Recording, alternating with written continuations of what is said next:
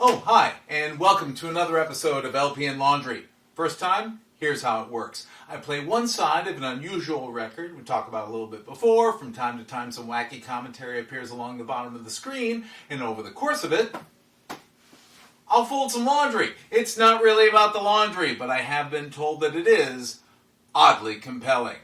This week, well, we are going to spend a little more time with the good folks of Command Records and Phase 4 Stereo, but not Enoch Light. Enoch Light is nowhere near Big Band Bash by Ted Heath and his music. It's Ted Heath and his music. It is part of Phase 4 Stereo, so it's extremely stereo separation heavy. It's high fidelity rific. It's just going to be a delight to the ears that I hope comes through, my fair to Midland stereo on my microphone attached to an IV. You know what I mean. I should really stop apologizing for the sound quality. Put in the earbuds. It's going to be fine. It's like you'll be in the room, right? I've listened to track one of this, and holy moly, boy, I tell you, it's emphatic, if nothing else. It's also, this package is wild. I see a lot of these gatefolds. There's always a tremendous amount of technical information on this, but I don't think I've ever had anything like this where there's a diagram with a sort of a, there we go, like a tracing paper thing that I don't even think I can really capture any images for the blog, so you're just gonna have to watch me do this a couple of times if you really want to get a sense of what that is. There you go, and there you go, and there you go, and there you go. This means something to somebody, or at least it did at the time. I'm sure there were a lot of audiophiles, and probably still are, who that was really meaningful for. Me, not so much. I just like the way it sounds. And of course, what would a Phase 4 Stereo record be without some persuasive essay on the back? And I warn you in advance, the prose here is purple. I've tried to do some pre-reading, a little bit of practice. I used to do some voiceover, and my problem was not the pipes, it was always the chops. I probably will come to a few little crashes, but let's see. Let's see how it goes. Maybe I'm selling myself short. The impact of Ted Heath's first Phase 4 Stereo album, Big Band Percussion, created a demand for more music similarly presented by England's big band boss. And here it is, Big Band Bash, destined to follow in the footsteps of the last LP straight to the best-selling charts. Brilliantly arranged and performed with the band's customary verve and vigor, this album represents not only a musical triumph, but a technical one as well. A readily apparent feature to which your ears will be called when first the stunningly vivid stereo sound pours forth from the speakers. Now raised to the highest degree of technical sophistication, whereby a virtual sea of sound is magically controlled and equalized through a new control room console mixer on which 20 separate recording channels are individually monitored. Phase 4 Stereo was never more electrifyingly arrested than on this album, where the big band sound, spacious and massive, is bold and argumentative. To the large forces of his big band, 4 trombones, 4 trumpets, 5 saxes, piano, bass, and drums, Ted Heath has added many colors and many instruments whose qualities help mold the excitement emanating from each title. Ted Heath has done it again. And then there's another section about the arrangements. Prominently featured as an arranger on big band percussion, Ted's first Phase 4 album, this entire LP was also committed to the unique arranging talents of John Keating.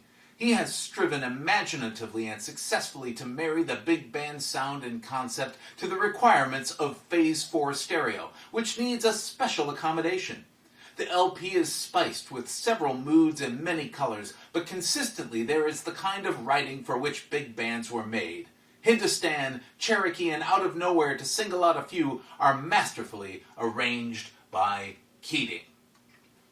Well, oh me of little faith at my ability to cold read. Only a couple of little hiccups there. If I do say so, my own damn self. How about I just get this thing started, we'll fold some napkins, have ourselves a grand old time. Right? Buckle up, kids.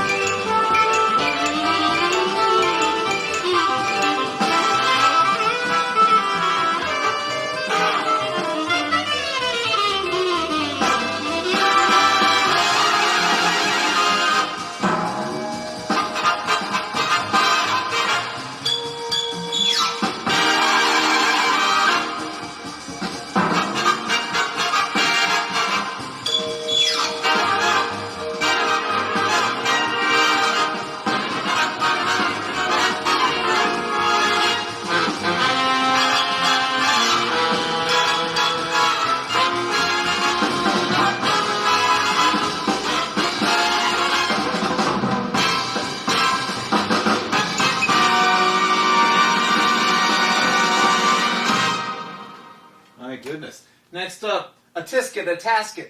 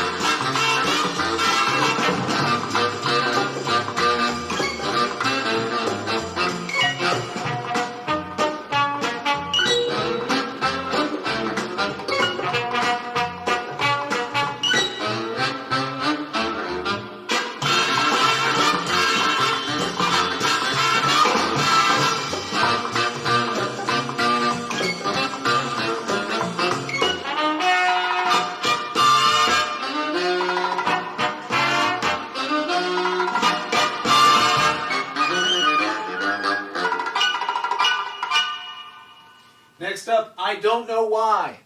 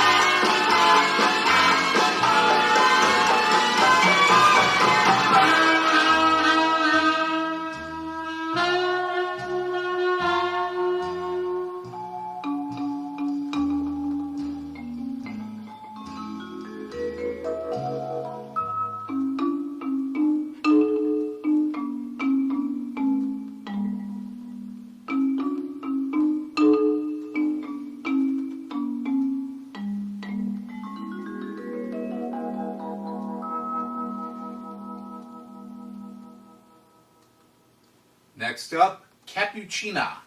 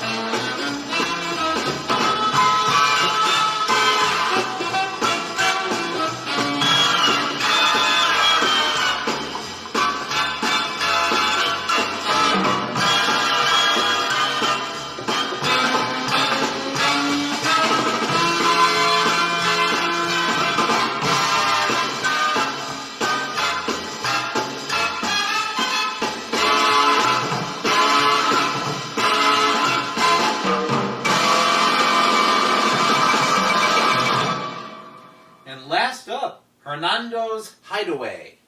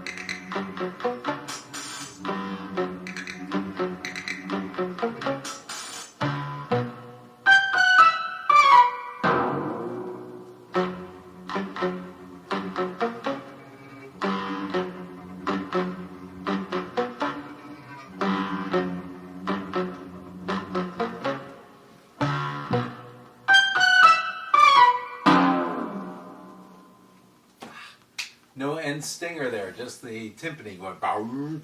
Well, my goodness, that was a barrage of genres and styles and sounds and instrumentation. I realize you may have seen me kind of checking and looking at this. But this, by the way, I discovered is actually, this is meant to be, this is actually the groove. This is the needle, which makes a lot more sense then if you I guess, if you put this over it. I don't know that it still makes a lot of sense. I do need to check one other thing on the record label. You